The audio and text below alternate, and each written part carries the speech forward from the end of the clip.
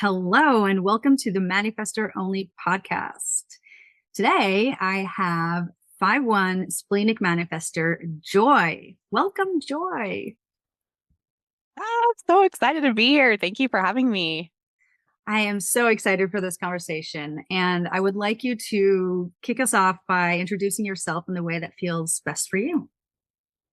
Cool. All right. I am Joy Moore. I have been in motherhood for 12 years. I have four children, and I have been a part of the human design world, goodness, for I think about 4 years is when I was introduced to it about 3 or 4 years ago. And for the first time, I felt so seen and so heard and finally okay. It brought me on this beautiful journey of just accepting me for who I was. And I don't know if this is like a unique manifester piece, but like we have such a deep sense of rejection for ourselves of like we don't fit in, people instantly don't like us. We have to work hard for groups to accept us and different people to accept us. And trying to fit myself into a business model or in motherhood or in I wasn't like my mother and I wasn't like all the other mothers that I knew. And how could I do this motherhood thing as Joy, authentically as who I am, which is what I've been in pursuit of, being authentically who I was. And human design opened up an entire world for me around just being me, like giving me permission. That's what I keep saying is it's given me permission to be Joy. That's beautiful. I would love to talk first things about, I'm so fascinated over the Splenic Authority. So before we dive into being a mother for emotionals included and sacrals and all of the fun things, I would love for you to talk about your Splenic Authority and how does it show up for you? How does it feel for you? Because of course it's going to be different for everybody, but I would love to just give people that are listening a couple of like hooks to hang things on, especially with that splenic kind of elusive authority. That's such a great opening question. Goodness, what does it feel like? It's an instant yes or no in my system. I love doing muscle testing. Before I learned about the splenic piece of it, I did a lot of muscle testing. And the sway test is what I would do often. And if you're not familiar with what muscle testing is, it's the body's energetics connecting electromagnetically to whatever it is that you're asking. And so for me, I would start off with my name and get my baseline. My name is Sam. I would get my no, and my name is Joy. I would get my yes in my body. And then I would hold whatever or ask whatever question, and then I would let my body sway, and you could feel it instantly pull back and forth as to whatever the answer is. And so, because I had that as my baseline for getting answers, and usually I did it for supplements, is kind of where, or foods. Since I had that as a baseline, stepping into the splenic, it allowed me to really understand how my body speaks in a really clear way. Um, I don't know if this is true for all splenics. For me, I've had gut issues for the majority of my life. And so stepping into being a splenic and it being it is an instant yes or no. And the freedom within the splenic piece for me is it's a yes or no for right in this moment. There is no future casting. It's just right here, right now. And that took every bit of pressure off of me for needing to have an answer for next year. If I'm making a decision about next year, then I can feel that. I can feel the yes or a no. And what I've learned to do is just play around with that for about a week. How many yeses versus how many nos do I get? And how strong the yes or the no is. And sometimes if it's a strong yes, then I'm like, oh, okay, then this is something really significant for me. If it's a strong no, then it's just okay, and it's time to let it go, or I'll just revisit it later. For me, is what I typically do. So, how does it feel in my system? The sensations in my body. Um, it's just kind of like this down note. Like I'm really in tune with my body, and it just feels like when you're listening to music or you're listening to somebody play music, and I'm not a musician by any means, but when I listen to somebody play, there's like the higher notes that like just feel good. There's something about a note that feels good and that resonates with different people's bodies. But for me, it just feels really tender and juicy and nourishing and happy and peaceful. Peace is something that I'm very attracted to. Which peace to me is like lack of conflict. There's no real uh, stressor around that sensation.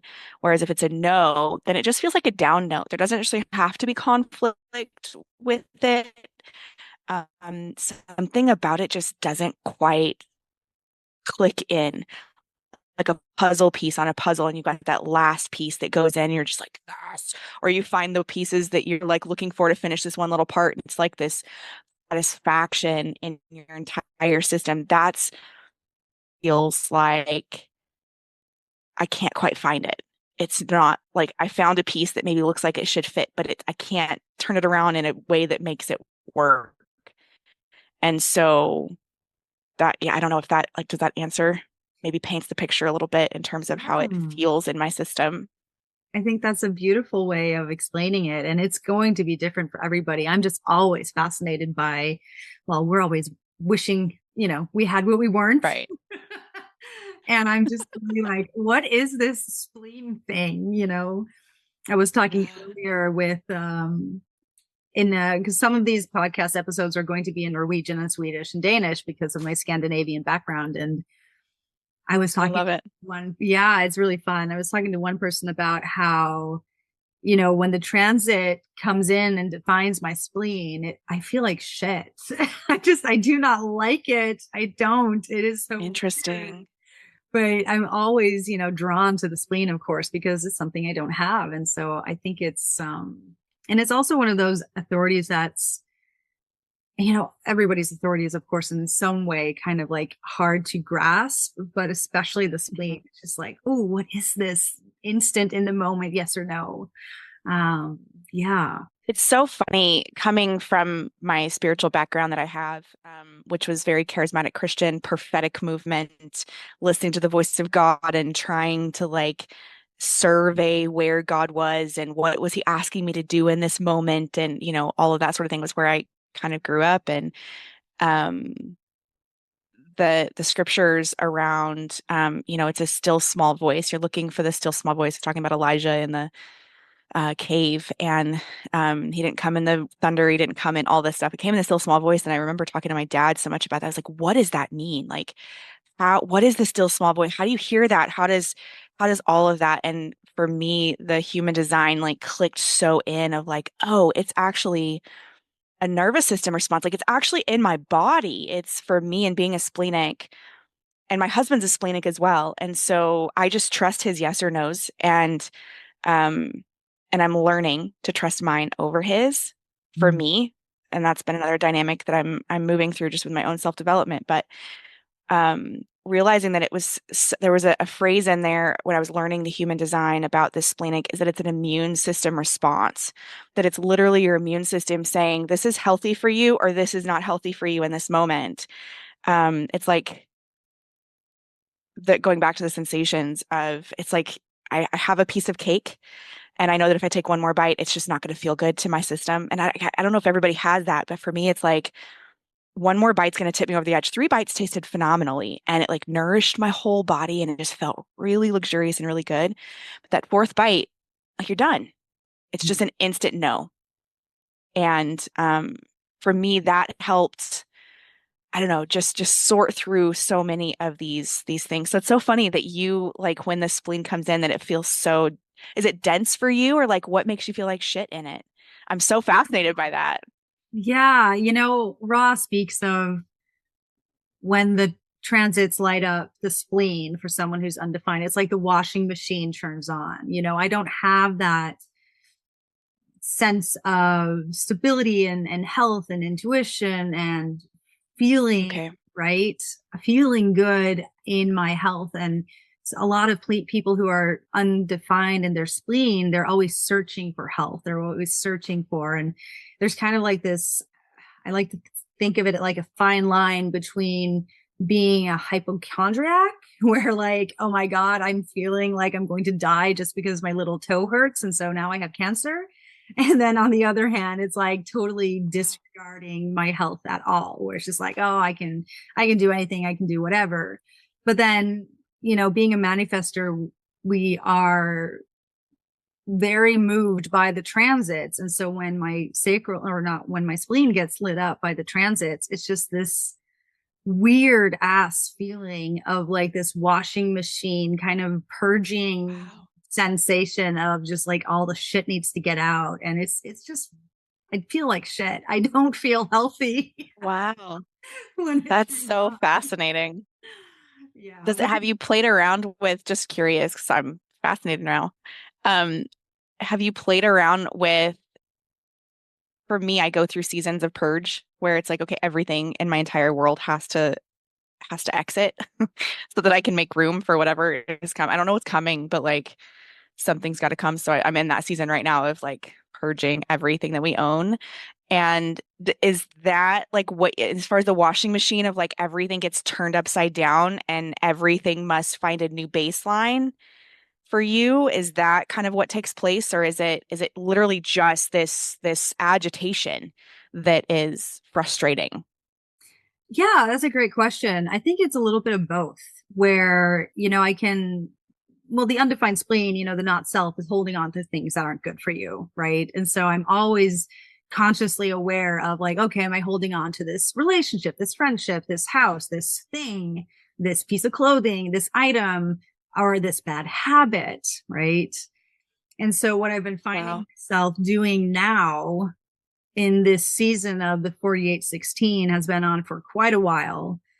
There's just been this, like, I've been like giving up sugar. I'm a smoker and I'm noticing I'm smoking less. And there's like this part of me that's just like, it's time to give this up. It's time to let go of these things and not always let go completely. Like sugar is going to be a part of my life, but it was gotten to Sure. a place where it was completely unacceptable how much sugar I was eating each day, right? It was just not good for my health. Yeah. And so the 4816 turned on and I noticed I was just like, oh God, I can't, like kind of what you said with the cake. It's like I can take those 3 bites, but the fourth bite, I just want to, I get sick to my stomach, Yeah. literally. And so, yeah, there's that part. But then there's also this like,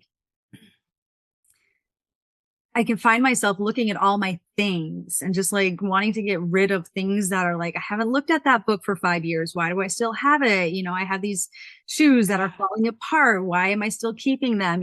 Just like understanding what I've been holding on to as a comfort because I'm afraid of letting go of it. So it's everything from the mundane to the bigger parts of life. Yeah. That's so cool. I love it. I love it so much and how each of these things connect with our bodies in different ways. Is there struggle for you when you come to that place of, because you're an emotional manifester. So for you, it takes a little bit more time for you to like feel good, genuinely feel good about making a decision like that. Have you found within this splenic season of activity, does it feel more at ease for you, or is it really more still stressful? Yeah. I think it's a blend. Um, a lot of the times I feel like, and now we're going into the whole transit and how the transit works for a manifestor kind of conversation here. And I feel like, okay, Joe, you have frozen, so I hope you're still here. Um, but I feel like the transits come along and they kind of help my emotional authority gain clarity on things. And so this, for example, giving up smoking is something that I've really been feeling into for quite a while. And it's like the transit will come along, my spleen will get defined, and it's like, okay, now it's time. It's time to cut down. It's time to give something up. And you're back. Oh my goodness. My whole Zoom just shut down and came back on. All right, fun times. Well, let me see if I can retrace what it was I said. But I said something along the lines of like, we're getting into the topic of like how the transits, for me, what I've noticed is that the transits will come along and help my emotional authority. And so, for example, when it comes to giving up cigarettes or eating less sugar, these are things that I've really been contemplating and feeling into for a while. Like there's a part of my body that's just like, okay, enough is enough, right? Yeah. um, Yeah. that undefined sacral, and really learning that it's time to let things go. It's time to cut down on things, cut back on things, and then my spleen gets defined, and it feels much easier. So there's like Okay. this part of that transit that gives me even more clarity of like, yes, this feels right, this is right. And then when that transit leaves, my experience is that there's no regret. It's not like, oh, I did that because the transits were on, but it's just like, oh, I have had this emotional wave about this thing. My body has been giving me signals, and then I get splenically defined, and it's easier to let go of things. Does that make sense? Wow. Yeah, 100%. That's and watch looking at all of my children and their designs and what is easy for them to do within each of their authorities. My daughter being an emotional authority and my husband and I both being splenic, and then I have a sacral authority, and I can't remember the other two at the very moment, but the emotional authority has it's whenever like when the energy is there for the letting go. And I haven't tracked it, so I'm gonna have to look at that now. She gets into zones where she collects my emotional authority, and then there's a moment where everything's pristine and clean and it's gone. And she purges her closet and she purges everything. I don't need this anymore. I don't need this, and it's okay. And for Kevin and I, it's my husband and I, it's a bit more consistent of letting go. There is a more consistentness of just keeping what's important, and letting go of what's not. And then, I mean, you bring in conditioning as well. Like I'm still working through deconditioning from, my parents, my childhood, but so I tend to be more sentimental and holding on to things where my husband doesn't. He's more pragmatic about things, but it's just, oh, I love this so much. This is so fun.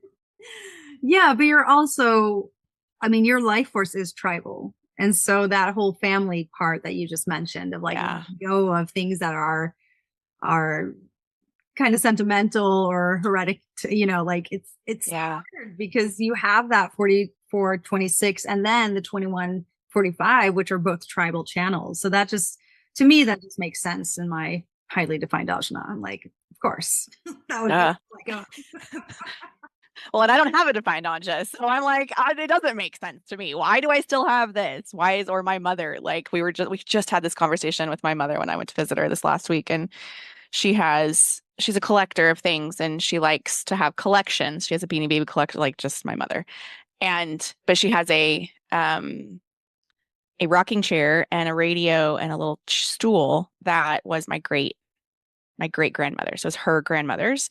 And she's like, I'll never get rid of these, Joy. She's like, I don't know where they're going to go when I'm dead, but I'm not getting rid of these because I would not have the memory of my grandmother rocking all the littles in this rocking chair, without um, having these things to look at. And I'm a photography person. I prefer photos over the things. Give me just a second. Okay. Sorry. and life with kids. It's all Oh, good. always. Oh, always. Thank God for electronic babysitters. They're fabulous. Yes, I can only imagine. Okay. Well, on that note, let's just jump into parenting. And Yeah.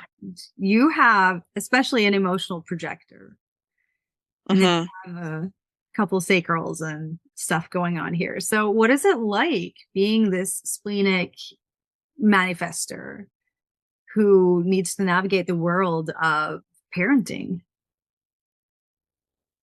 That is a phenomenal question. So I'm just going to go over. I have two emotional authorities, an emotional projector, an emotional manifesting generator, and I have a sacral generator. And then my youngest is an emotional manifesting generator. So I have two emotional manifesting generators, emotional projector, and a sacral generator. Um,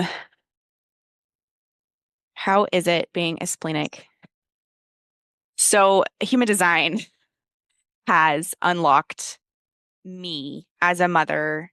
My mothering philosophy is that my job as a mom is to help each of my children know who they are, not create a bunch of conditioning for them, which I have done already. Like it's human nature, it's hard not to, but not create a lot of conditioning for them, allow them to really experiment with themselves and know who they are so that whenever they leave, they're able to not only make decisions that are best for them, they're able to follow their intuition, they're able to learn, they're able to do what it is that they are passionate about doing and not have to deconstruct in the similar way that I had to deconstruct.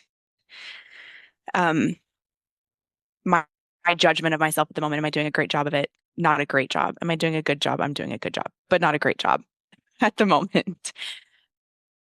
Human design has given me that understanding of, especially with my oldest, who's my daughter. She's a female, and she is very emotional and very stubborn.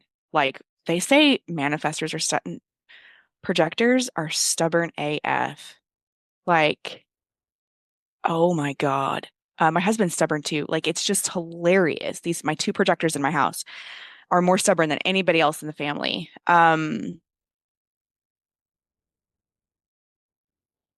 Me learning about my instant yes or no's was so frustrated with her, and there was no instant with her. I remember multiple occasions with her as a little girl where I was so distraught over the fact of like, why can't you just listen to me? First of all, I'm trying to teach you how to do something. She didn't want to be taught. She wanted to figure it out. But she also needed the space to sort through it and feel it in her body. And she's very protective of her body. She's very protective over her space and her energy and all of it. And I came in like a manifester and was like, no, this is how you're going to do it. And this is how you get to do it. And my patience was very little because you're not listening to me. Like I've got the vision, I know where we're going, and she's the guide trying to be like, but that's not how it works. Like it's better to do it this way over here. Um, she's made me chill out a lot. And it's helped as she's aged. There's a lot more grace in that space. But for me as a manifester, and the splenic piece to it, I'm watching the bursts of energy, especially with my generator and my sacral manifestors, or sorry, my manifesting generators and then my generator. Like those three are need input constantly. They need stimulation constantly. And they're happy to do a lot of things, and they're happy to do the mundane, and they're happy to take out the trash, and they're happy to do any of the little tasks that they are assigned to do. We're now getting kind of my oldest son is 10, and so he's getting into that like attitude of I don't have the energy to wash the dishes right now, Mom. That's not what's lighting me up, so I'm not going to do it. Um, and I've given him that language, so it's like, okay, well, you have until tonight, so find a space that it lights you up to get the dishes done. It doesn't have to be right in the second. You're welcome to go get them done before you go to bed, but it just has to be done because I want to clean kitchen before we go to bed. Um, and so allowing them that time frame and knowing how their authority is and knowing their circuitry has lent me that freedom to just do that. Um, I grew up in a household where, and I haven't run everybody's charts in my family because a lot of them are dead. Um, but it's something that anyway, I would like to do at some point. The rule in my house growing up was there was 3 question max. They had a 3 question limit. And I was like, this is, for a while, it bothered me, especially when I met my husband, because my husband does not have a 3 question limit at all. He will ask 30 questions to get it exactly where he's an engineer. So he's very precise and he wants the precision there. I'm not an engineer and I have no thought process. I'm more artistic and I can't remember the left brain, right brain thing, but I very much just like figure it out. I'm going to hand it to you and you go put all the puzzle pieces together. Here's everything you need to know. You get to sort it out however you want to be sorted. And he's like, no, I need the exact location. Give me the longitude, latitude lines of exactly where this thing is at so that I can go and execute it with the littlest amount of effort as possible. And watching the energy and how much energy we both have to accomplish tasks, for me, I get lit up for a season when I'm inspired. And that season could last an hour, that season could last 3 months. But it's very specific to whatever it is that's lighting me up in that moment, where my husband has dedicated energy for dedicated things, and there's not a lot of energy for other things at the moment. And so, and he runs out very fast. And he hasn't learned how to honor his own body and what he needs yet. But watching myself enter into, especially with 4 kids, this 3 question limit has been fascinating for me because I really do. I hit my max at 3 questions. Now, for me growing up, I told my husband, I was like, it's actually like it made me a really phenomenal question asker because I knew that I had to extract as much information in the littlest amount of time before my dad got pissed off with me or my grandfather got pissed off with me. Like, enough, go figure it out. Go take whatever I've given you. And that was their perspective. I've already given you enough to go start. Once you're in that, you're moving, then you can come back and ask all the questions you want, but like, just go get your hands dirty and then come back and ask 3 more questions. By then you'll have better questions. And I very much take that on. I've moved into that, especially with 4 kids and being constantly bombarded. That was the biggest shock of motherhood for me as being me that I ridiculed about myself for the longest time until I stepped into human design was the amount of neediness. I feel like us as manifestors, like we don't want to be needed. Let us do our shit. Let us do what we want to do, how we want to do it, when we fucking want to do it. It'll all get done. Like the important things will get done. All of it won't get done, but the important things will get done. And the judgment, especially for my projector engineer husband, the amount of what is getting done, sorry, the things that are getting done are not the important things to him. And so I'm failing on a consistent basis and so I took on that judgment for a really long time as a mother and trying to fit myself into this projector box to make sure that I was as good as he was in terms of being a mother to the family. And my mother's a projector as well. And so my bar for me as my judgment of myself as a mom, I can never be my mom. My mom was a good mom. I could never be her, and I can't at all. But I damn sure tried for a long ass time. And so um, here I am now. I have a 12-year-old, a 10-year-old, a 7-year-old, and a 2-year-old. And my 2-year-old, I'm the most happy with my parenting with her because I'm the most relaxed and I'm the most sure of who I am right now. Whereas, especially my first two, which tends to be the story with every mother, like you don't have any idea who you are when you have a kid. You think you have a great idea of who you are. You've done all the self-development, and then you have a kid, and you're like, nope. Thanks for activating this entirely different part of who I am. I didn't see that ever before, and you're forced to look at it because there is no getting out of it. There's the constant neediness of it, and so, um, yeah, learning how to navigate them, and again, coming back to the projector versus manifestor piece, and I'm putting it on those labels, and it might not be. It might be more nuanced within my own chart. I'm not 100% sure because I haven't picked that apart fully, but um my mother was really great at, and she only had she had 3 kids, but she had 2 kids under the same household at one time. She was really good at custom tailoring how she mothered to me versus my brother. And so I'm watching myself trying to custom tailor myself. And I've witnessed that in other projectors. My husband, one of my best friends is a projector. And they both like, just tell me what you want from me. Tell me what you need from me, and I will gladly give it to you. My daughter's the same way. Like, I just need to know what the expectations are, and I will meet those expectations and usually exceed those expectations. But if I don't know where the line is at, then I don't know where that. So I've watched them in that world, and that seems safe to me. That seems really great to me because I'm in service to the people around me that I love, which is my ultimate heart. I really just want to serve those that I love in the best way possible. And that seems like a really great way. So having four children, what I've witnessed, like it's broke me to try to customize myself to each child like they do. Um, I can't do it.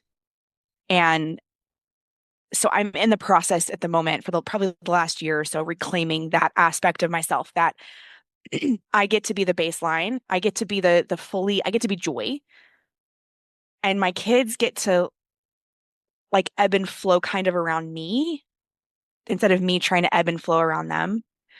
And um and what that looks like and how that's nuanced is a day to day, and they're growing and they're in different seasons and all of that. So um yeah, it's a fascinating journey trying to navigate like what is my conditioning, which this is everybody's place, right?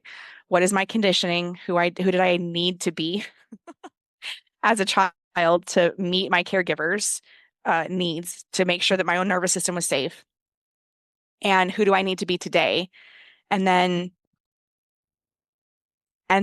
going into who do I get to be and who is my design and how can I really walk in that? Because when I am fully joy, I'm the most alive and I feel the most satisfied with myself. I feel at peace. I feel not like scum. And that's what I'm trying to come into with my own existence, is trying to not feel like scum and shit all the time. So navigating the nuance of motherhood with partnership. I mean, we're all doing it in some way, but human design is like giving me giving me language, right? Giving me structure in how this gets to be set up to where it is fulfilling for not just me, so that I'm not just some selfish bitch that is only taking care of joy, which I have that judgment of myself like crazy. And I don't know if that's a manifestor thing because we feel like we're the ones going first. We have the vision that nobody else can see. We're trying to do things that nobody understands. And so you're selfish, or you're a bull in a china closet. You're wrecking things constantly. Well, yeah, I have to wreck it so that I can build it. Like I've got to hack down, like there's not a trail here. So we've got to hack down the bushes so that we can make a trail because this is where we're going. We need to get to the other mountain over here. Like, don't you understand that? So there has to be a little bit of destruction.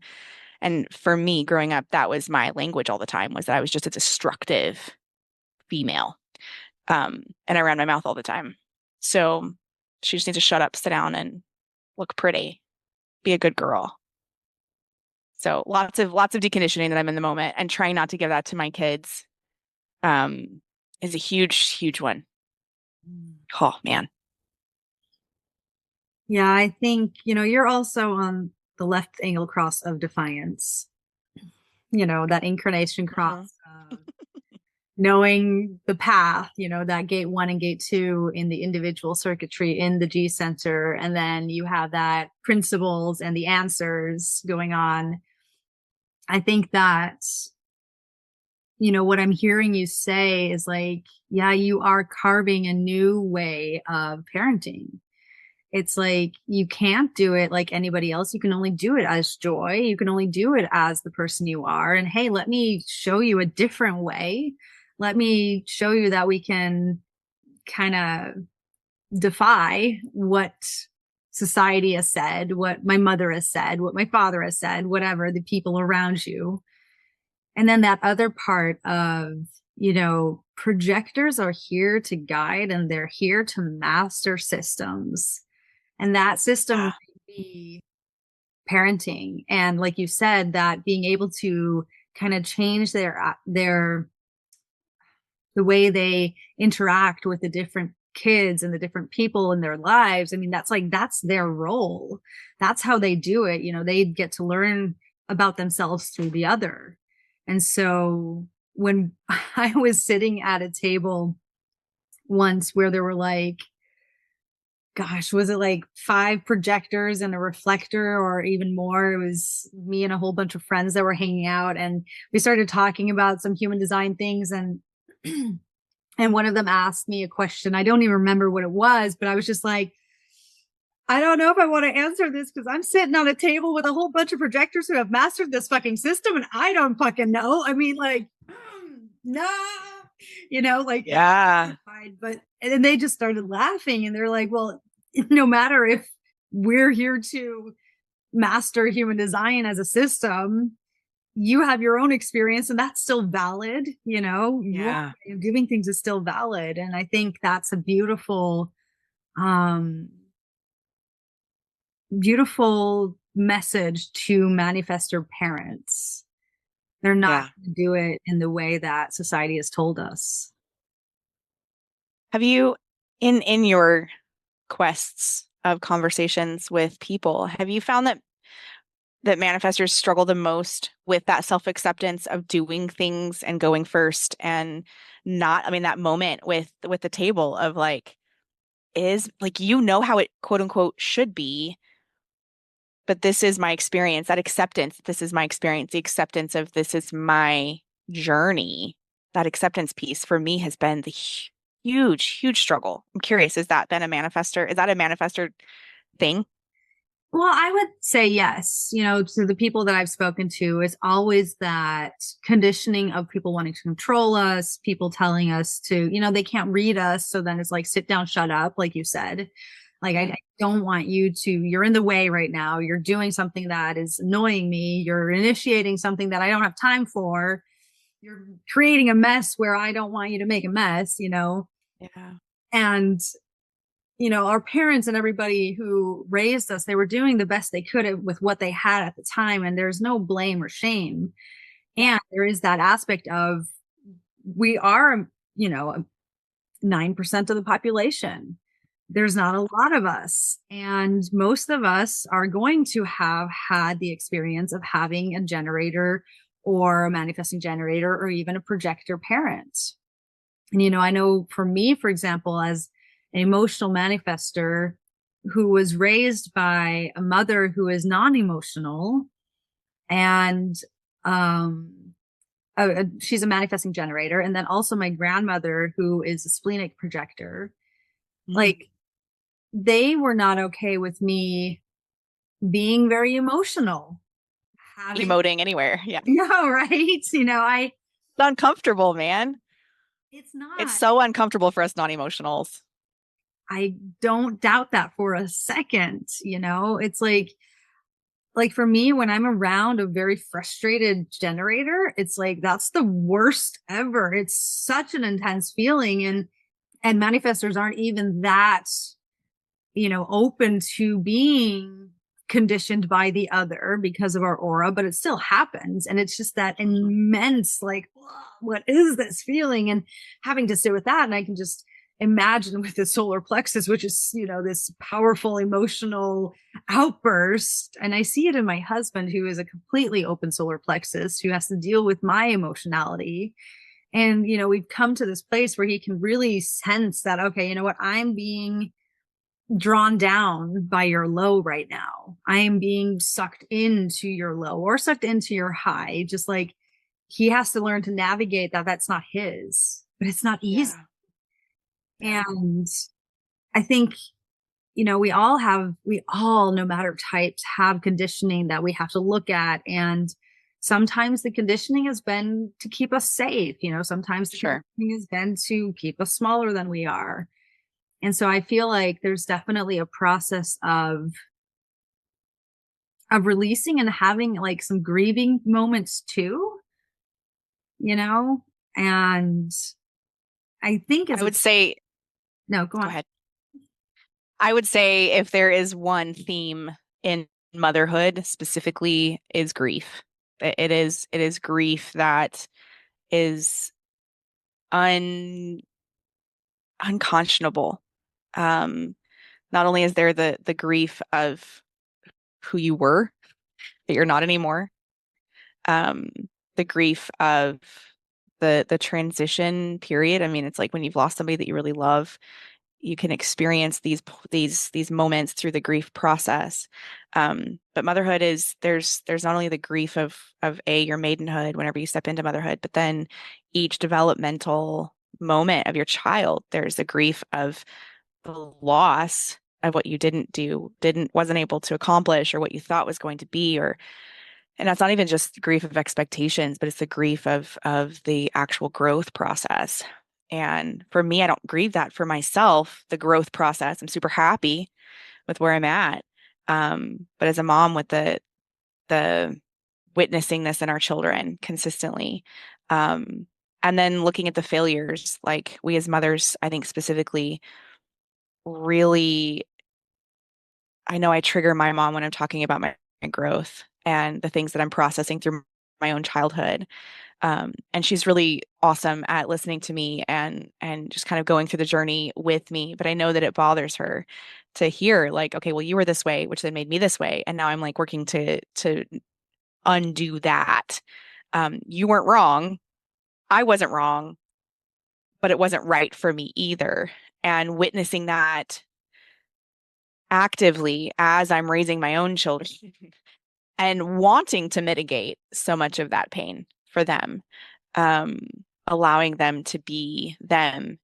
Uh, and yet they're discovering who they are. They don't know fully who they came here to be in this lifetime. And so giving them that space without telling them how to be. My boys, I think, do that the easiest um, out of my girls. And I say that my daughter's too. So she's very happy-go-lucky, and life is phenomenal as a two and a half year old, especially with three older siblings who just fawn over her and love her and help her do all the things. Um, but definitely compared to my oldest, she wants me to guide her. She wants me to projector her uh, right now, and I know that won't always be the case. Um, and I'm like, you'll figure it out, babe. Like as a manifestor, I do. I want to figure it out. I have a different vision for my life. I have a different energy. I'm going to show up differently than you would in it. And so I need to sort it out for myself first. Then I'll come and ask for your guidance as a projector. Then I'll come and say, okay, I think I need it to be done this way, generator or manifesting generator. But I need to explore it first for me to even have a baseline of it. And it's fascinating. And I say that over and over again. Motherhood is so wildly fascinating. Um, and yeah, just touching back on the grief piece a lot, the emotional, having her as such a strong emotional um projector, the grief of moving through those big emotions with her. Um, and again, I don't know if this is a design thing or if this is just me. You could tell me what it is. If it's a conditioning or if it's design. Um, but I'm intimately connected with each of my kids, and her, and because she was my first, like I can feel I she lights up those things in me that I can feel when she is, and it's uncomfortable. And so I'm like, quit it, stop it, enough. Go in your room and go sort out your shit. Not Don't do it out here. I don't want to be around this right now. Like I don't need to feel your freak out. And I'm getting so much better about it of like because yesterday we have kittens, and the mama is bringing all four of her kittens into the living space with all of us. She wants her kittens to play and be experienced and not just hide away in my daughter's room anymore. And she panicked. She had spent the night with her friends and she panicked and she's like, they're going to get killed. And she went into this full on meltdown in the car for like 20 minutes. And so then she got in the house, freaking out, like again, panic, hyperventilating. She gathers all the kittens and the mama and puts them back into her room and sitting on the chair. And I was like, okay, so was it worth the panic? Was it worth all of that? Like the kittens are fine. Everything's fine. We're trusting the mama. She's taking care of her own babies. It's not my job to take care of her babies. It's her job to take care of her babies. She wanted them in here. She's trust us. It's fine. Was it worth the panic? Was it worth going through that emotional turmoil? And she sat there and she looks at me and she goes, yeah, it was. It's like, okay. Apparently it was not worth it for me. I just had to sit there and like feel you wait, like crash and then come back up and crash again over and over again. Shit. All right, I guess. So yeah, like oh, I love that example. Anna is a 4130 emotional being. And so that expectations and crash And then she also has an extremely highly defined ajna. She has 5 gates going on there, which is mental anxiety, and Yeah. just allowing herself to feel and to do and to, hi, hello. This is my friend, Jessica. And who is this? This is Valor. Oh, hi, Valor. She's my emotional manifesting generator, just like her brother.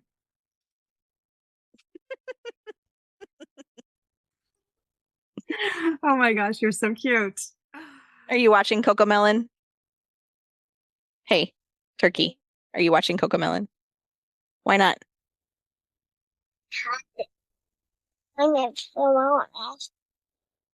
Oh, you can't find the remote still? Did you hide it? It's interesting you said that too, because she did. That was the whole panic was in the car. She was going through every scenario that could happen. And this and this and this and this is gonna happen and this is gonna happen and this is gonna happen and this is gonna happen and this is gonna happen. And it's all gonna end in death. All of it. And I'm like, you don't know the fucking future. Sit down.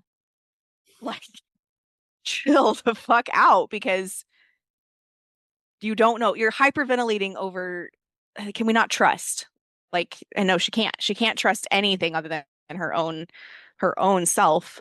And she's right, which we all are, right? Like there, that's the bane of the world is that we're all right.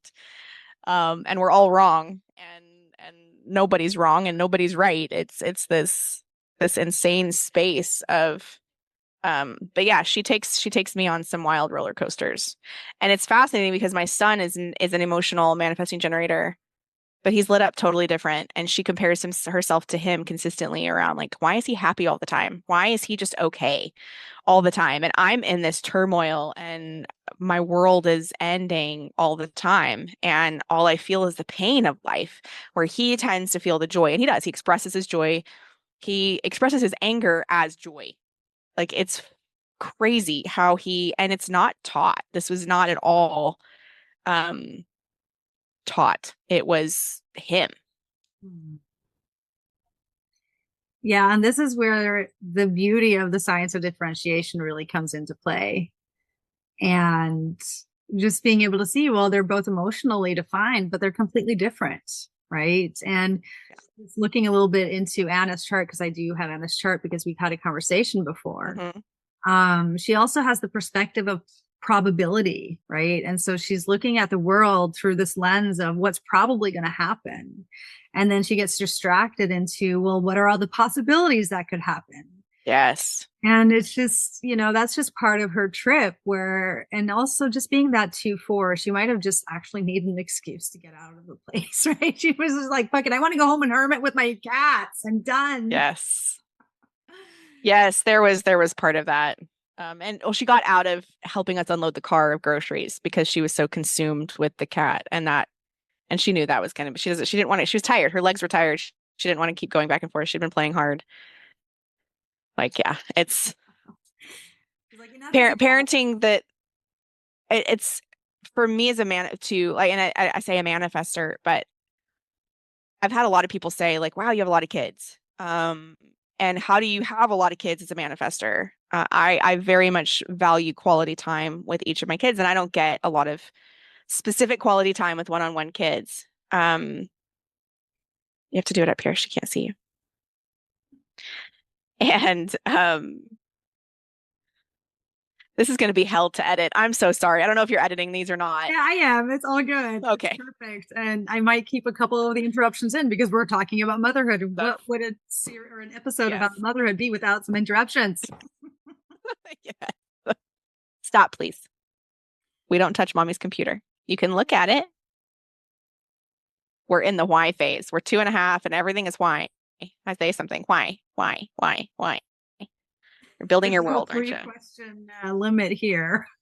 I just stop answering after 3. I literally just tune out. Yeah, that's mommy. Yeah. Yeah. and you're super cute. Yes. Um, um, Parenting more than one child. I think about that and I'm like, if I would have just had Anna and not continued having children, um, I think I would have been a mess of a mom. Uh, so much of my expectation, so much of who I was, would be dictated by my success or failure with her. And because she's so insanely opposite of me.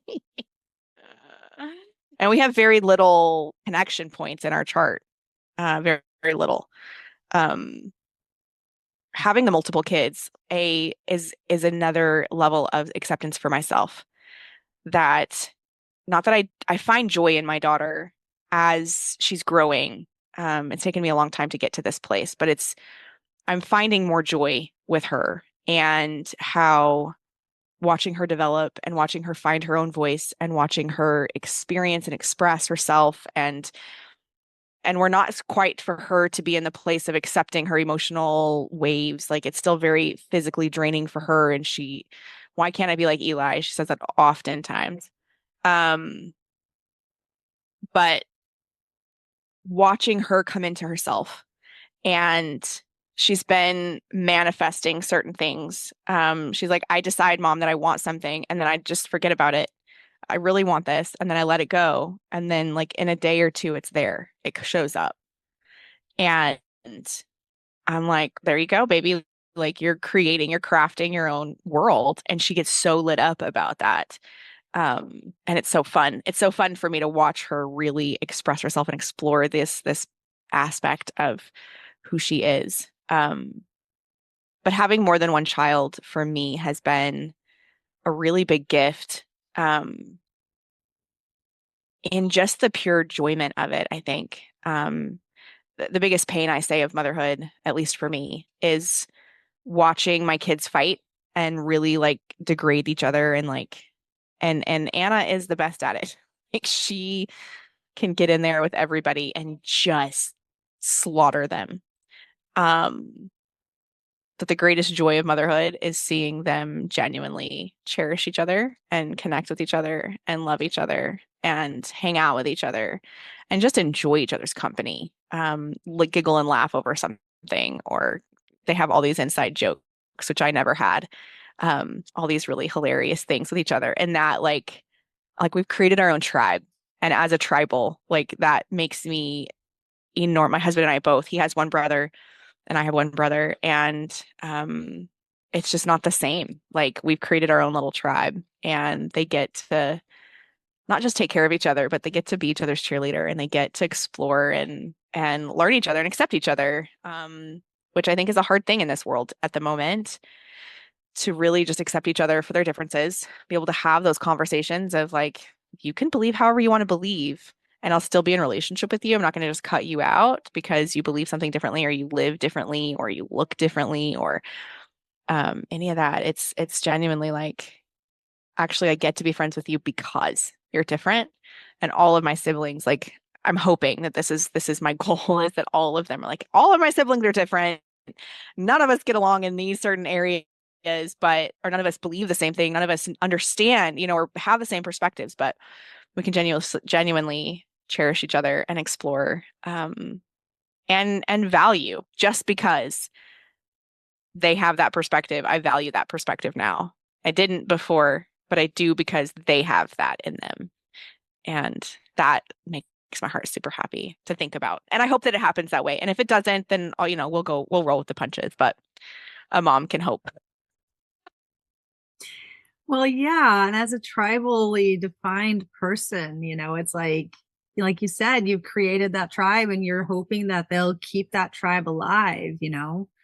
Um, and I think it's so beautiful because like for me too, I have a brother and a sister who are younger than me. My sister's 9 years younger than me, and my brother's 6 years younger than me. And we could not be more different. I mean, not only am I a manifester, my brother's a projector, and a splenic projector, and my sister is an emotional manifesting generator. And it's just, we're so different. My sister's, the kind of person that went into that A4 kind of life of having kids, and doing the whole settle down. And I'm over here like nomadic, 39 years old, and don't know where I'm going with my life. I have no idea what is going to happen. And my I brother love is, it. doing his own thing. And he'll be like, again, Splenic, it's like, are you going to be there for Christmas or are you not going to be there for Christmas? I don't know. So it's a joy, no pun intended, to be able to be so different and still just love and appreciate each other. So yeah, I see where that can come from too. And it might be harder for some than others. And I don't know if that's conditioning to just accept each other. I don't know. Like I've analyzed it some, but um, that is definitely the goal that I think it is the goal for every mom to some extent. Like I hope that my kids like each other. But if they don't, at the same time, they're free human beings. So I love that that was your experience growing up. I love that you had and still to this day, right? Like obviously they're still around, but yeah. Are you going to be there for Christmas? Who knows? Yeah. I can't tell you. You never know with this Splenic guy. It's just like, I have no future casting. no, we'll see what No future happens. casting. But yet as a manifestor, we're supposed to have the vision for the future too. So that's what's so funny. Well, that's always the thing about human design that fascinates me are the conundrums within our design, Yeah. right? It's like, here you are, this manifestor with a closed aura, but purely tribal. It's like, you Yeah. want those people around you. You want to have that safety net and be able to have the resources for your people and Yeah. but closed aura. And I'm wondering though, I think what I really loved about this conversation is how open and honest you are about it's just not easy. And I don't think it's easy for any mother. I think that the role of motherhood is one that is, I think, for me, I made a conscious decision when I was like 16 that that's not a role I'm going to have in this life. That's just not my place right now, not in this incarnation. But when I look at all these mothers that I have in my life, it's just like, fuck, Yeah. you chose an incredibly intense and sometimes I can only assume difficult Oh yeah. role in life. Intense is the word of choice. I use that word more times than not, just because to me there's no judgment in that word. It's just the truth of the experience. It's like bungee jumping. It's a fucking intense experience, right? It's not good, it's not bad. There's a moment of sheer bliss at the end of it, but there's sheer terror while you're doing it, you know? And so then on the end of it, you're like, oh, that was great. No, it was fucking intense. I can say it's great because I didn't die, but like, and I think that's motherhood. Like if I make it out alive, I will. But right, like it's still that if I make it out alive, it's still fucking intense. It's great. The joy, the connection. I crave and thrive in connection. Connection is I just and that's why I love projectors. That's why my life is surrounded by projectors because they are the best at giving that connection. Um, that one-on-one, just like I see into your soul. And they're not scared at like once the energy's open in that place, that invitation is there. Like the projectors that I found, they're not scared of us as manifestors. Generators can be scared of us. I had somebody tell me the other day, like it was like they were talking to a friend of mine standing right there, but I was right there. She's like, I'm scared of joy. What's there to be scared of? Like, I don't understand. Like, yeah, I speak my mind and yeah, I'm blunt, but okay, I guess that is scary to a nervous system. I get that. Um, but motherhood there's a lot of difficult moments, but the majority of it is I've seen and witnessed. The majority of it is just shedding all the skins. You know, if we were to talk to a snake and ask it, is it really uncomfortable to shed that skin? I'm curious what it would say. Um, I think we want to liken it to us shedding our own skin, our physical flakes, you know. And I don't think it's that way for snakes. It's an entire, like I have an entire snake skin of the entire thing, minus the head. I have the entire length of the snake. Like that's intense. And motherhood is that. You can talk to any mother and give it a moment. She would say, yeah, it's a consistent shedding of, which is what we as women do monthly, right? When we bleed, we are shedding. We are shedding that old version of ourselves, the person that didn't get pregnant, the person that didn't expand that month in that way. We're shedding that old perspectives that we carried. Like the beauty of shedding every month, we're morphing. We're creating a brand new lining every single month, shedding what doesn't work and bringing in the new, anchoring in the new consistently. And we as women are so brilliant at it. It's who we are, it's how we're built. But yeah, it's how snakes are built too, but it doesn't mean that it's any less painful through the process of it. And with each child, activates an entirely different part of who you are. And that self-acceptance, and again, I don't know if it's just a me thing or a manifestor thing. My other mom friends don't look at their motherhood the way that I look at motherhood. So it's hard for me to see or to say. Um, but I look at my kids as activators of who I am, and they're bringing online things that I never would have had activated. I would have never allowed anyone to activate me um, in that way. I would have never ever done it. But because it came from me, because this child came from my loins, I danced with this soul. I went into the underground and retrieved this soul. Um, Not only knitted together this entire human in my belly, but the moment that their soul entered their body, I knew it. I felt that moment, like, and it fucked me up. I mean, like, I just, my first three, I had no idea really what was going on, but like, I was great. I was great. I was great pregnancy. It was fantastic. All of my pregnancies were wonderful.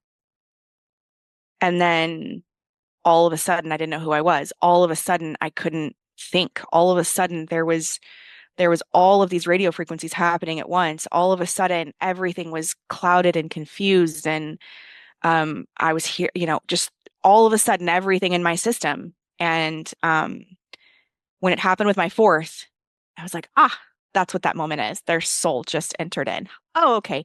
Now, so we get really familiar, we get really nuzzled into their energy, which is essential for us as moms to be able to know our kid and to know what's best for them. This is why we have eyes in the back of our head. This is why our mother's intuition, because their soul, we were so interwoven and enmeshed with each other. And so then when they come out of us and we're not, they're on the outside of us, the rest of their life is this separation process. You have 9 months of enmeshment, and really, I would even go further to say, like, it's really the first 4 to 5 years of this enmeshment where we just are so interwoven with each other. And if we're conscious about this, which I work, I analyze like crazy. And so I'm looking at this consistently with my kids. It's like, yeah, for 5 years, so enmeshed with them and I knew them, but I had my own shit coming up too. So that's the hard part of motherhood is I can't just put them on a shelf and work on my own stuff and come back and get them and reassess like you can at a job, right? Like you go to a job, you fuck up at work. I could put the job on hold for a minute, take a 2-day weekend, right? Take a 4-day weekend, take some time, assess it, and then come back to the project and make it better. I can't do that with the kid, right? 'Cause they fucking need me. And it's this consistent nagging of do it, do it, do it, do it right now, right now. I need it right now. I need it right now. And so most of the motherhood piece is not only feeling everything that they're here to do, we know it, we feel it. Whether we can put conscious words to it or not, I can't. But I know what they're here to do. And I know the key elements that are going to be involved in them doing and being the human that they came here to be in this incarnation. I know it intimately. That was a part of who I was. So then my job is consistently reminding them as a mother throughout the rest of their life. At the same time, it's not just about them. And that's where we saw in several generations where mothers just poured their entire existence into their children and they didn't take any self-care time for themselves because it's so much. I could do that. I would die and I don't want to die, but I could do that. I could pour every ounce of who I am into my children. The hard part is maintaining myself. So we have the empty nesters, right, who lose who they are, they get divorced or they don't, and they hate their lives. And the mothers just want to end it all and they don't know where to go. And so they hope they have grandchildren so they can pour themselves in their grandchildren. And the mother gets pissed off because you like, it's this whole fucked up dynamic. But to maintain who you are, and not even just maintain who you are, but allow these children to unlock in you what you came here to incarnate to do that you couldn't have done without it. It's like your partner. I mean, who you choose as your partner does it in a similar way, not in the same, but in a similar way, because you can't really get away from them, but you can because they're adults and you can cut off certain pieces of that and you don't get to do that to me because da da da da. But your children, they're just being kids. They're just being who they are. And they're activating all these things in you. And you could get mad at them and you could put them in a prison. You could put them like we as manifestors feel like people do, right? As a children, like just put you over here in a prison. If you will just abide by these rules, then I can handle you. And there's a lot of families that do that. That's not what I wanted to do. That's not what I feel like I came here to do. And so, how do I keep everybody free, including myself? How do I allow everybody to play on the playground without a fence on the playground? And if they need to go run into the forest for a minute because their design is saying that, how do I do that and keep them safe at the same time? And let them explore and let them navigate all of it without needing to be controlling, without needing to be hyper vigilant about any of it. Because me as a manifest, I don't have the energy for that shit. My husband's a hover mother. I'm not. I can't do that. And it's just the coolest, most intense, but intense doesn't really even like touch on the magnificence of motherhood. Um, we talk a lot and mothers like mother to mother, like how fucked up and how hard. And we talk a lot about, we bitch and moan about it a lot, but it's the most magnificent experience. I had a friend who said, I hope in every lifetime that I'm a mother. And I just like that, I resonate with that so much. I hope in every lifetime I'm a mother because the expansion, again, like the womb, if you think about looking at a pregnant woman and you think about a balloon, like you've blown up balloons. So this is the best way for me to like explain it, or like a ball or something, those bouncy balls at Walmart or whatever. You can put air in them. And then you start like as you keep putting air in, they get expanded, expanded, expanded. And all of us have had balloons break, right? So we go to that very edge and we're all like, oh my God, you're like, don't put one more little piece in there because don't put any more air in there. It's going to burst. But we do a little bit more. And guess what? It can hold it. And that's what motherhood is. It's that little bit more. And guess what? Your body can handle it. And a little bit more and a little bit more. And the pregnancy is the map to the rest of your life. Like your body, how can mothers carry twins? How does your body expand that much and then go back to looking like a normal person without this? And I haven't had twins, but like, holy bajoli, this is phenomenal. And it like we are capable of more than we have any comprehension of who we are. And motherhood does that. It shows us that you are capable.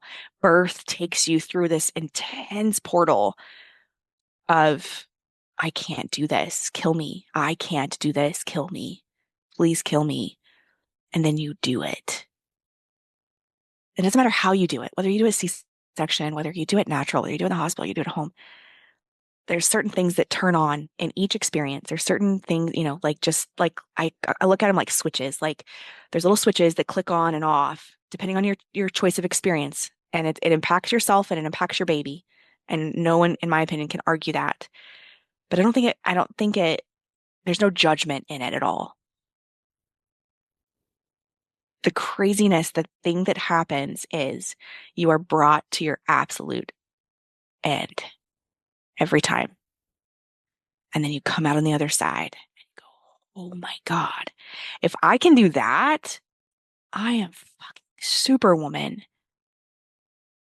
If I can do that, then bitch, get out of my way. And then postpartum completely obliterates your idea that you can do shit. You think that you're like brilliant and powerful, and then you have this crazy ass postpartum where your body is literally trying to heal itself, and the conditioning and the expectation and all of it. We don't support that of reknitting ourselves together and healing and all of that. So it makes it way more intense for women. But you get out of that, and then you send your kid off to kindergarten, or you homeschool, whatever, however you do it. But your kid comes to that place of separation at 5 years old where their energetics are separate from you, which happens between 5 and 7. And you go, oh my God, I can't do this. I can't do this. I can't do this. And then you do. And you go, if I can do that, I can do anything.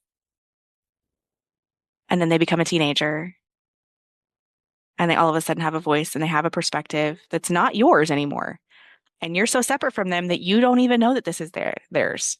And that's scary because you think that you still know them so intimately, but they're becoming their own person because their energetics are so separate from you. And now they're adults and they're making decisions that you wouldn't make, but you're not them. And they need to do it their way. And if we can, just a minute, sweet girl, if we can allow ourselves as moms, like just a message to moms, just a minute, sweet girl, I'll be right with you.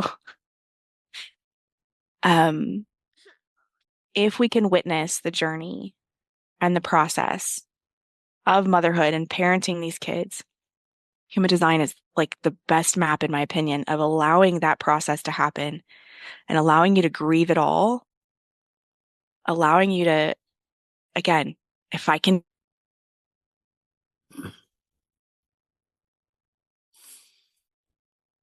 Gotta love kids who cut off joy in the middle of the most impactful freaking sermon I've heard in a while. Let's see if Joy comes back on. What would this podcast episode be without a few interruptions from children? She hit the power button on my computer. I'm sorry, I'm laughing. I bet it's frustrating, but it's just so apropos. It was perfect timing. And you're done. Shut up already, Mom. Like, sermon is over. Boom.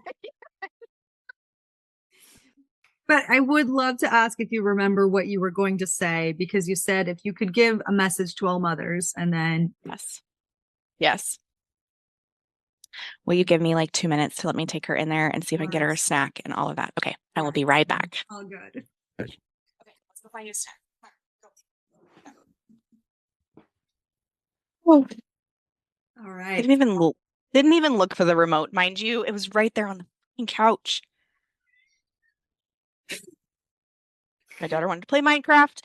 Anna's playing Minecraft. Couldn't even. I was like, oh, she was fine. No, she fucking wasn't fine. She was in here bothering me. Well, I didn't know. No shit, Sherlock. Oh, thank God. I just needed an hour to an hour and a half. But I can't even get that. No. All right. Now the snack is given. The child is good for 5 more minutes. Snack is given. Cocomelon is on. We got 10, maybe 15. Right. Just need to lock my doors. What I'm going to do next time. They can't find me. Right. They can find me, but they can't get in. I will miss the interruptions. Like, it will be one day, maybe. It'll be for a split second that I'll miss it. Because I actually hate being interrupted. Hate it. Like, hate it. Hate it. Yes.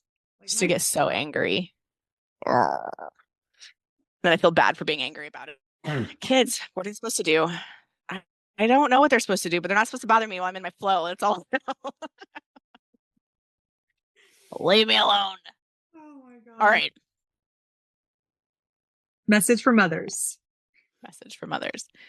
So if I had one message to give to moms, it would be to realize, witness your own grief process.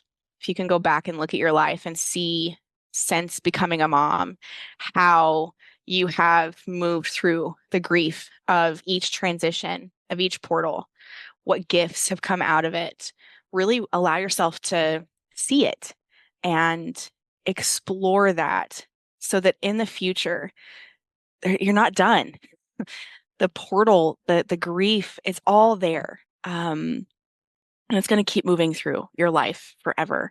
And the pain, what I've witnessed in older mothers, the pain comes when we sit and we wish and hope for older times. When we get stuck in, it's like that jock in high school who's a 45-year-old wash-up dude who just wishes he could go back to high school because that was he hasn't moved through any more emotional intelligence. And we as moms, our kids need us to.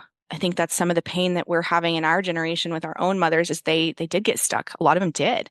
They're not continuing to grow. They're not allowing themselves to be in the full grown space that they're in. They're wishing they were either mothers or wishing they were single or wishing they were whatever. We just get caught in this wishing well. And my my prayer, my hope is that moms not only witness this grief process, but allow themselves, and if it's through human design or if it's through a different experience or map or whatever, see who your children are. Allow yourself to tap into whatever intuition that you have, and without judging them as to how they quote unquote should or shouldn't be, who are they? And how can I as a mom dance with who they are, maintaining who I am, maintaining my own sovereignty, but really engaging and supporting and fanning the flame of who they are at the exact same time. And it's not an easy dance. It's not for the faint of heart. We as moms all signed up for it. And I feel like that is the sweet spot of the most growth, the most joy, the most peace as manifestors that we want more than anything else.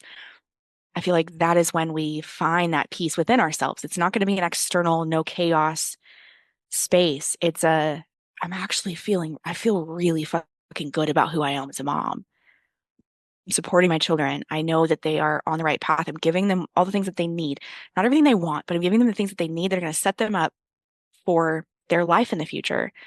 I'm also taking care of myself and my own needs as a manifester in whatever that looks like. Sometimes it is going to the spa, but sometimes it's moving into another room so that you can sleep by yourself for a little bit to just get your energetic channel clear. Um, Sometimes it is going on vacation by yourself. Like I haven't been away from my kids in 8 years, um, by myself without a child. So that's my next thing that's happening this year is for me to be away from my kids for a couple of weeks or a week, first, 1 week first. But yeah, my message to moms is that you're built for this. You're built for this. Your kids came through you and for a reason. And it's to activate all these things in you and that kid that stirs you the most, my oldest stirs me the most. She pisses me off the most. She just, God, can you chill the fuck out? She can't. She fucking can't. We had a beautiful session with you, which I want to say thank you so much. That session helped me so much in just being able to speak into her superpower. Like these emotions, yeah, they're fucking hard. I can't understand it. I can't feel it. I don't have a clue. All I can feel is the residuals of the shit that you wake up inside of me, and I don't like it because it's uncomfortable. But if I can birth you, if I can fucking birth you, then I can handle the uncomfortability of this. And I accepted my birth of you in the most beautiful way. Like it was I loved that. I loved her birth. It was phenomenal. I can do this shit with you to where you don't hate yourself as a manifester, as a, not sorry, as a emotional projector. You don't have to hate yourself. Like I hated myself and I'm still moving through that. So thank you for giving me the language as somebody who doesn't know anything about emotionals. I have so much compassion for you people. Um, like I just like what you guys feel and the waves and it would unhinge me. I'm like going through this like dark night of the soul a little bit right now and just feeling the sensations in my body and releasing the stories. I had this friend tell me, like, there are feelings, which are the sensations in your body, and then there's emotions, which are the stories that you tell about the feelings. I was like, oh, okay. As a good splenic person, I can do that, right? Like I can separate that. Cool. I can feel my body, no problem. I'm not scared of my body, but like the stories, they intensify the fucking feeling big time. So, okay. Like I just don't know how you guys like play with the waves constantly. Like I'm a good mountain girl. Give me mountains. Don't give me ocean. I can't at the same time, like I'm so grateful that you do. I was talking with a friend of mine who she's an emotional projector. She has a lot of the same as my daughter.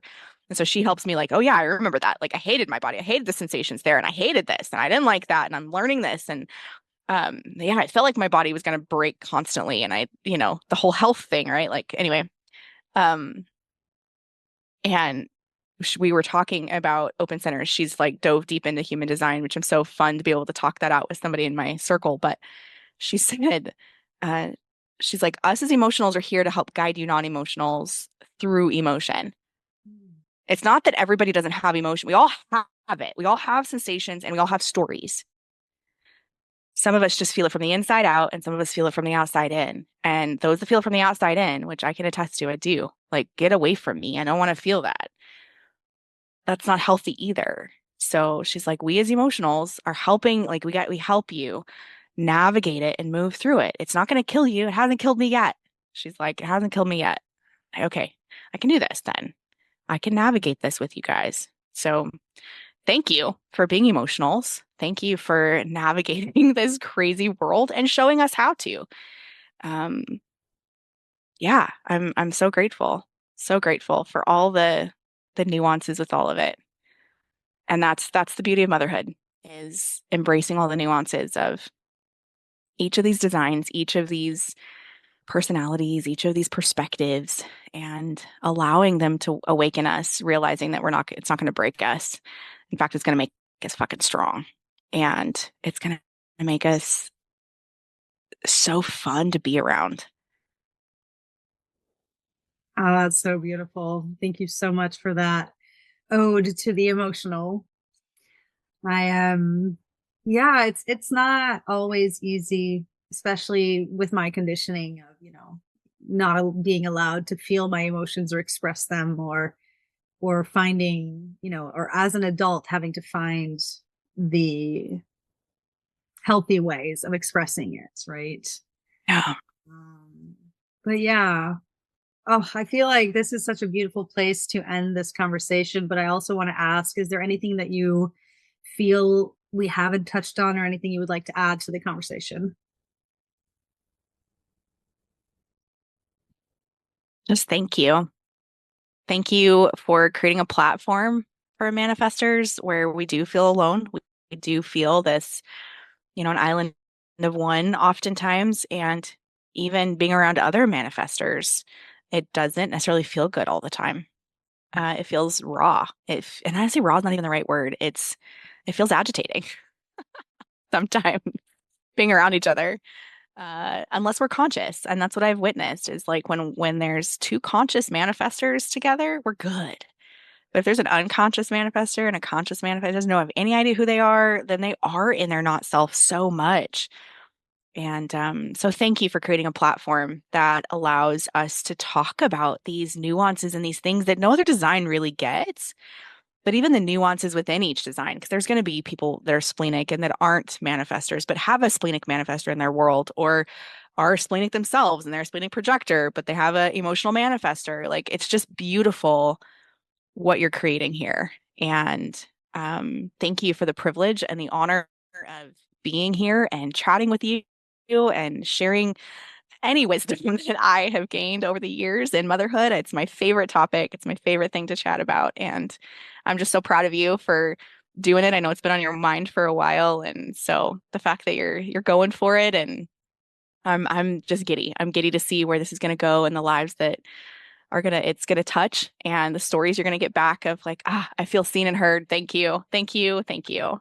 So I'll be the first to say thank you, thank you, thank you. Oh, I appreciate that feedback so much. This initiation has been such a wild ride. And like you said, it's been like a year coming. So I'm grateful that I finally just listened to that inner voice, let's go. Let's do it. It's go Do time. it. So Activated.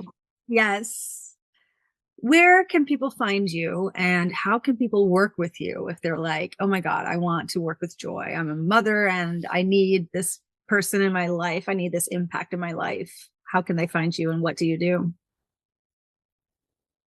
At the moment, I am on Instagram at Joy Moore.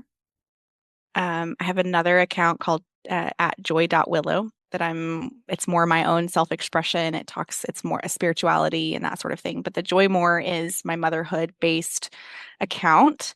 Um, it's the stuff that I'm moving through or that I'm learning and yeah, an ode to motherhood really is the Joy More account. You can also find me at onceagainmom.com, which is a postpartum magazine that I've designed and put together. We have 10 collaborators who's written different articles. It's for the immediate postpartum.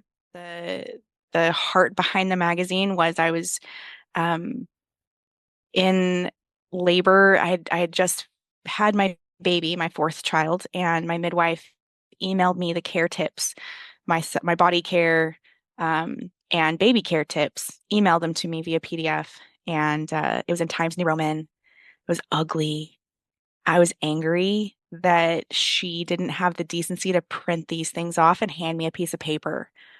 She forced me to get on my phone, which I didn't want to have. I didn't want to touch it in my portal where I was at. Like it was such a tender space. It felt dirty. It felt icky. I couldn't touch my phone. And I was in that space for about 2 weeks and I was just fucking angry about it. And so it stirred something in me. And over the next 6 months, I was like, what can I create for moms that would like help them in that space? And around the seventh month, it was a beautiful 6 months. For 6 months, and the seventh month got really hard for me postpartum wise with her. And this idea of once again, mom, it's not for the first time mom who is just hoping that she survives through it all, has no forethought on how to prepare. If she wants it, fine, that's great. But it's really written towards the mom who has a kid already and is going into her second postpartum and how to plan and how to prepare and how to set up her home in a way that would nourish her own postpartum season. And as well as there's recipes in there. Anyway, it's a beautiful, beautiful offering that I put together. I'm working on tweaking it a little bit and then doing a new printing soon. But that's there. And then I'm working on creating a coaching offer, a mentorship offer for moms as well to kind of navigate some of these things. So that's in the works at the moment with my mentor. We're working on creating that sort of thing. So if you follow me on Joy More, you'll get all the latest updates as far as what's happening and get to stay up to date with me. I would be honored to connect. Amazing. Well, I will put all the links and everything in the show notes so it's easy to find. And Joy, thank you so much for your raw honesty and just bringing the authenticity to this room. I really appreciated this conversation. Likewise, my friend, thanks for creating a platform to be able to be my true authentic self. No holes barred.